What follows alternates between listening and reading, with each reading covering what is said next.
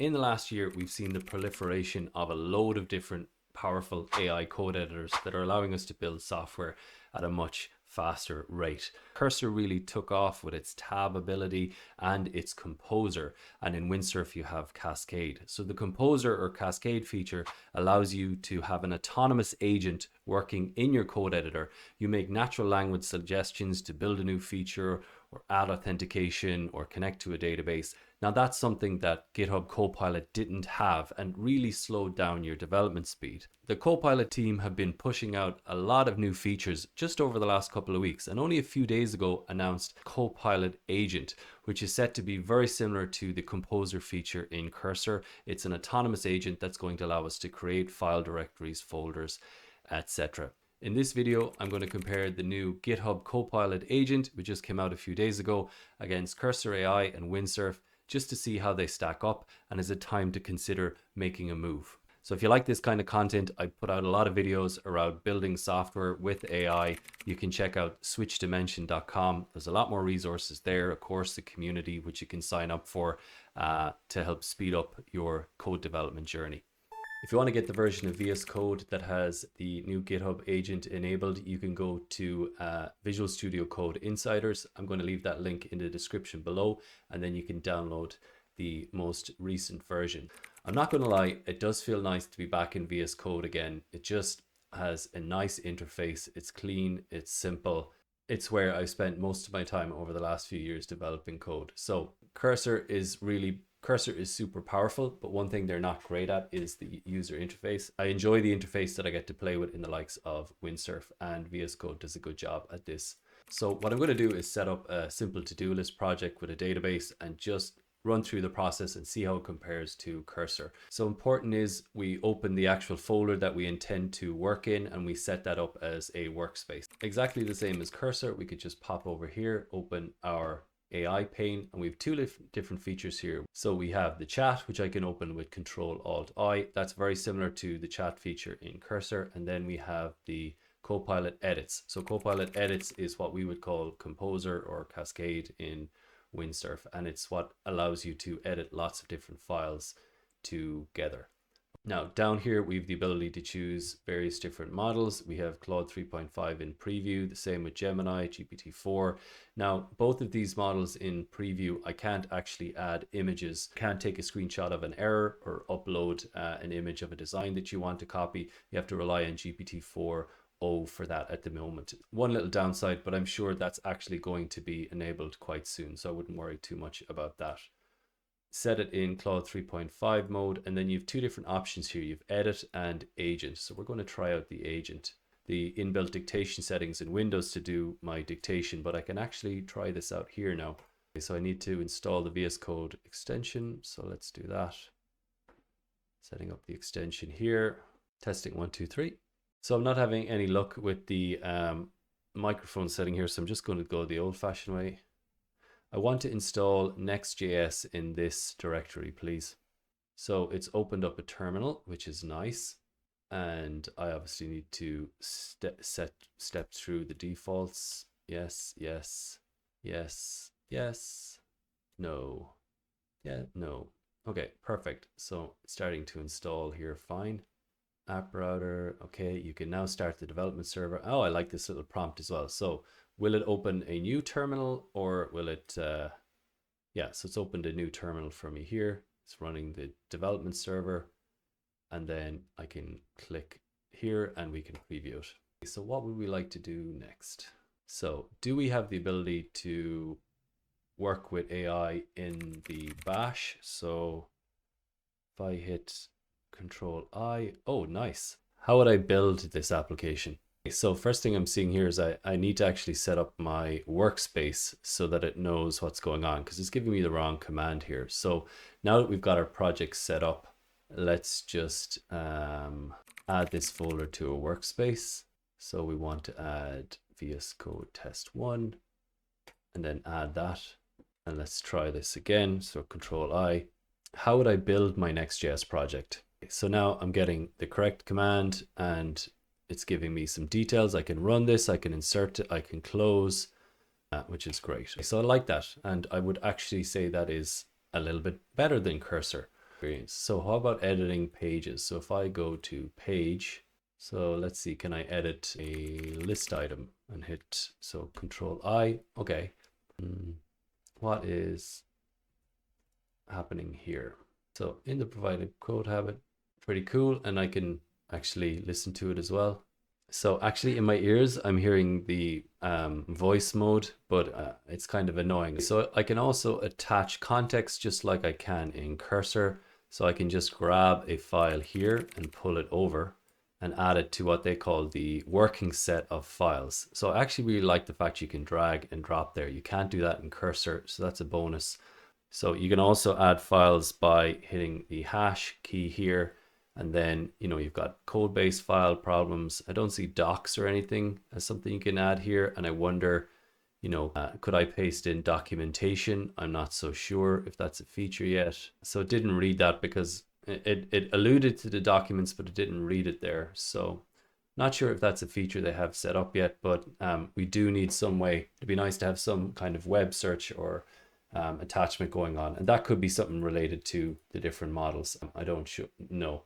Okay, so let's just try it out a bit further. Create a landing page for a to-do list application called Get It Done.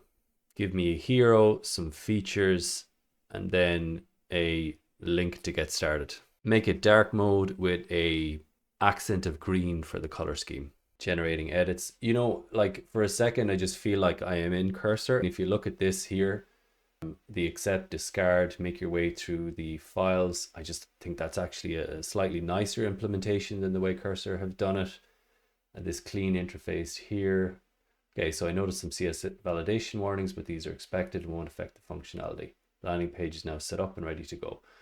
So I can accept them just like I can in Cursor. I can view all the edits. So I'm just going to view them here. That's not bad as a starting point, but that's again using Claude, which is pretty good at this kind of stuff. Perfect. So let's take a look.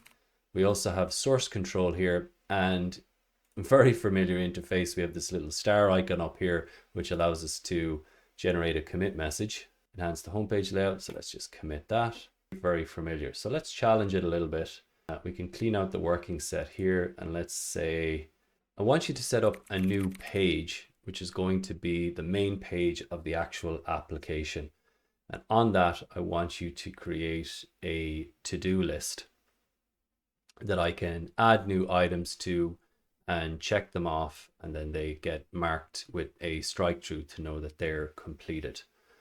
And I also want you to use a SQLite database to record the status of all the to-do items. Okay, so this is just a little challenge. It's got a couple of different things happening. It has to create new pages. It has to set up an SQLite database. One thing we're not challenging it on is the size and context of the file base. So one thing the Cursor is really good at is large context and dealing with lots of different files. And it also does things like summarizing your composer or edit chats so that they get sent in context, and all these things are really useful. So I'm not going to test that in the scope of this video, but we're just going to test the high level stuff. So if I just hit run here, let's see what we get. Go ahead, click continue, see how it handles this. So it's installing the Prisma client and it's generated our Prisma folder here and our schema. That's all good so far. If you don't know what Prisma is, it's just a way for us to communicate with our database. You don't necessarily need it, but it has some powerful features. It's kind of overkill for this to-do app, but really interesting to see it works together. Okay, now I'll create API endpoints for the to-do list page. First, let's create a utility file for our Prisma client. Continue to iterate. Yes, I want to do that. Now, guys, I'm fairly impressed so far. Check for errors. I can click this button here, I believe, view all edits, and I can see everything in one line together. So all that looks pretty good. Dare I test it? Here's our landing page. I'm going to click start organizing, and we've got our to-do list. Build AGI. Sweet.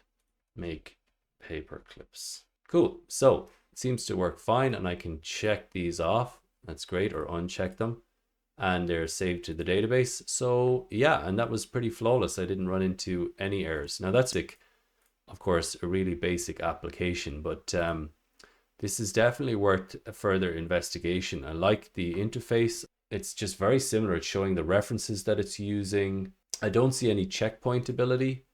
necessarily, but I have this ability to undo the last edit. So that's kind of a bit like checkpointing. This is functionality that's just come out in the last few days. If you go to the changelog, you can see all the great things that they've added, including being able to use O3 Mini on medium mode for free for up to 50 completions. So that's pretty compelling.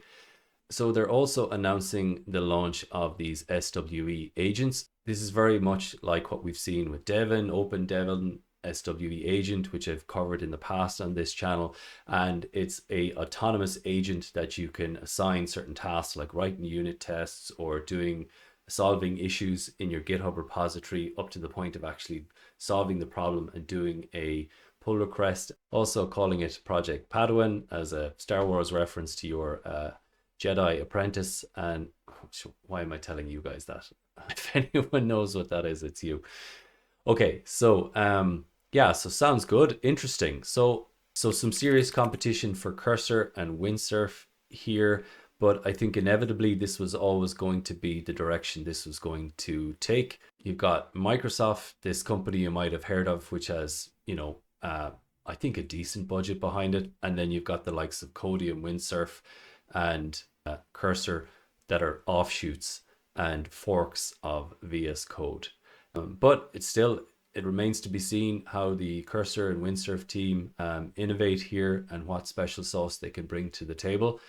I'm not going to switch over to this straight away. There's just a few limitations yet, and I'm not completely comfortable, but I'm actually going to keep a close eye on its development. What I find really encouraging from all this is at certain points when I was working on our little demo there, I forgot I was in VS Code and I wasn't in Cursor.